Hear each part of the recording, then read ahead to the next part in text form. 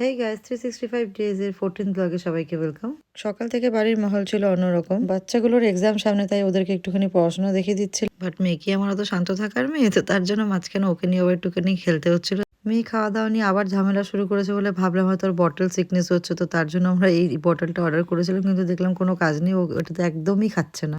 সকালবেলা বাচ্চাগুলোকে পড়াশোনা দেখাতে দেখাতে বেশ অনেকটা টাইম পার হয়ে গেছে। আমরা তো কয়েকদিনের জন্য জলপাইগুড়িতে ঘুরতে এসেছি, তো তার জন্য চিন্তা করে জলপাইগুড়ি উৎসব শুরু হয়েছে, তো সেখানে না গেলে তো হয় না, তাই একটুখানি ওই ফাঁকের মধ্যে টাইম বের করে পুচকিকে মার কাছে রেখে আমি, দিদি আর মিনমা মিলে চলে গেছিলাম এই জলপাইগুড়ি উৎসব ঘুরতে। বাট ততক্ষণে না সব প্রায় বন্ধের দিকে। সত্যিকারের জলপাইগুড়িতে একটা এত সুন্দর ফেস্টিভ্যাল হচ্ছে বলার মতো না, বেশ মজা লাগছিল। কিন্তু আমরা অনেকটাই লেটে পৌঁছানোতে আমরা সেরকমভাবে কিছু পাইনি, খালি এদের সাথে একটু ফটো টটো তুলে নিয়ে চলে এসেছি। এর থেকে বেরোবো আর বাইরে কিছু খাবো না, এটা তো হতে পারে না, তো সেরকমই কিছু একটু বাইরে একটু হালকা খাবার দাবার খেয়ে নিয়ে বাড়িতে চলে এলাম। তো চলো আজকে ভিডিওটি হচ্ছে, দেখা হচ্ছে তোমাদের সঙ্গে নেক্সট ভিডিওতে।